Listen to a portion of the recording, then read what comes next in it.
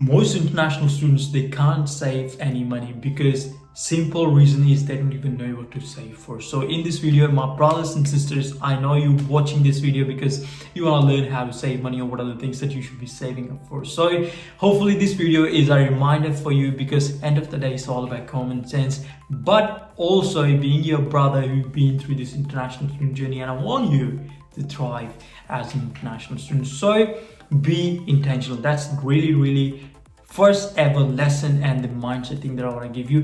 Be intentional, because if you're not being intentional, then you cannot save any money.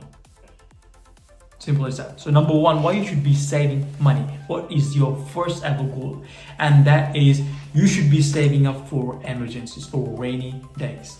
Now what I mean to say that, you want to make sure whatever happens in your journey as an international student, you always have your living expenses being saved up. You have that account which has money for your grocery, your rental, your gas, car, transportation, clothes, food, grocery, like whatsoever. As long as you can live, like for basic things, basic needs, you're gonna have emergency fund build up for 6 months to 1 year. That should be your primary goal.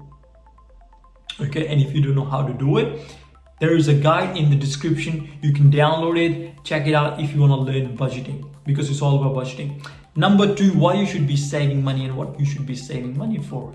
And that is for any course or any tuition fee that you're going to pay. And the simple mindset I'm going to give you is, look, most of the time what happens is, when an international student, when we, I consider you and I as like in the same boat, when we enroll in any school, like it could be government school, university or college or like private school, whatsoever, what happens is they offer us payment plans, and we are the one who are going to cater as per their needs. They will give us a payment plan, and then we have to pay after 3 months, 1 month, or whatsoever, whatever deadline they give us. But here, what you can do, you have this power. They're gonna charge you a bit of money upfront because there's their admin fee. This is what they're gonna tell you. You can ask for a customized payment plan, right? And the way you're gonna do is, think about how long your course is going to be. And if it's for 24 months, like 2 years or 3 years, then you split your main amount, like the main course fee, across all these months or weeks if you can. And then tell them, hey, I want to have this flexible payment plan because I can't pay. I scared I can't pay or I can't fulfill the payment plan that you're giving me. So being an international student, right? They need you because they need student, and they need student to pay money. I'm speaking about private college, institute, or university. And you have to pay money so that you can study and pursue your career, like what you have actually came for. And that could be different reasons. I don't want to name them here, but as I say, you want to be intentional. And the reason why we're doing it, because everyone have different earning capacity. Everyone have different earning capacity. Some people earn $700 per week. Some people earn $2,000 per week. Some people earn $1,500 per week. Like depends on there are XYZ numbers do vary. But people with different financial capabilities want to make sure that you pay expenses or you pay bills as per your needs, not by other people's need. Right? Something is really annoying. I don't know, my nose is really itchy. Now, we want to be intentional in terms of our tuition fee. And it also goes to if you are looking to change any course. For example, the course that you're currently enrolled in, and it one way or another is just not meeting all the requirements that you actually need that course for. For example, you thought you are in business, but that business course is not going to contribute towards your career, whatsoever your career endeavor.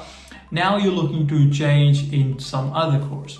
But before you actually change, before you actually make that decision, you want to make sure that you have saved up at least first three installments of that particular course. So at least you are secure for for the first few weeks or months. At least you don't have to worry about money. That should be your goal. Now, another thing why you should be saving money for, and that is your travel expense and family expense back home. Look, you are overseas. If you're a man, it's a really good thing, and you would have this natural urge of helping your families back home. If you're a girl, it could happen the same too. Like time to time, you want to support your families back home, because even though they don't ask you for any money, there are still some sort of expectations, or emergencies could happen, and you want to make sure financially you are there to shoulder them, because physically sometimes you can't be present, but financially you want to make sure that you can shoulder up at least a bit, and that could be biggest help for them. And this is what you should be aiming for, rather than having only one bank account and just keep on earning, keep on just spending anyhow. Don't do that. Give your money a purpose. Give your salary a purpose. When your salary comes in, divide it into different segments. Where do you want your money to go, and save up for that particular reason. When you do that, and in life, when event happen, you are already prepared for that day. Bro, this is something that I've learned being a farmer. A farmer do all the hard work, right? They do whatever it takes, and they just don't get money up front, but they make sure they are always prepared for the rainy days. And what I mean to say that sometimes I've been through that journey. I know that the harvest would just destroy because of bad weather, but my dad would always make sure that we have food stored up in our house, and at least we can consume for the coming few months. Meanwhile, we grow next crop, next harvest. And that's just the mindset. That's just being intentional and thinking ahead of time what could happen and how I can be ready for that particular situation. And that comes down to marketing. That comes down to fucking budgeting. Because I'm a marketing guy, I always just talk about marketing. That comes down to budgeting. So you want to make sure you know your numbers. What are your expenses? What could happen in future? What are your income sources? How much money you're making, and what are the areas that you're getting your income from? It's really important to understand that. If you don't know, it's just like, on automation, like life happens on automation, and we get to realize, oh man, 2-3 years have already gone and I haven't saved anything. I got nothing in my bank account. Why? Because we never been intentional at the very beginning. So it's important to be intentional right now if you haven't been. Another thing that you should be saving money for, and that is specifically for those individuals who likes to have some sort of side hustle, start their business, or you just want to have like financial freedom on the side. Why I say you should be saving money for this particular thing? Because it's important when you start a side hustle, you are not desperate for money. At least you have capital to invest in, because in initial days or months, it requires a lot of efforts to actually build it up. It could be buying new gear, softwares, learning a skill set like buying a course, or like any other equipment that may require to run your side hustle or your business. And in order to purchase them, you need to have money. And how you can have money is by actually saving up intentionally for them. If you don't have that capital or initial investment build up, then probably your tuition fee fund is gonna hurt, your living expense is gonna hurt, or the money that you have saved up for your parents is gonna hurt, or maybe the money that you have saved up for your girlfriend's birthday is gonna hurt. So,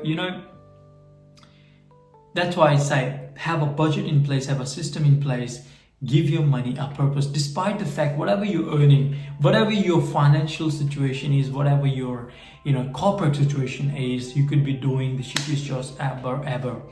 I used to do dishwashing. That was one of my first ever job, and even in those times I was always about how can I save more so that I can pay my tuition fee, I can pay my rental. Because within those initial days, I got my lesson really fast. Having money is important, man, especially for your rainy days, especially for those emergency days. It's so important. And obviously you want to have a bit of money saved up for some fun, like you want to eat out time to time, you want to buy yourself some sort of new gadget like new clothes and some other toys that you like to buy. And for guys, you may want to save up for your car. For girls, you may want to have some sort of saved up money for your monthly maintenance, like body, like manicure, pedicure, whatever you do. If you don't do, it's really good. Or you may have some other hobbies that you want to pursue, or if you're someone who likes to seek new experiences, you may want to save money for that as well. But end of the day, the idea is save money intentionally for a specific purpose, because when that event happens where you have to pay money, other areas of your life won't get hurt financially. And that was the only lesson in this video. Hopefully you have learned something from it. If you haven't, it's all good. Let me know in comments and I will improve and give you better advice in the future.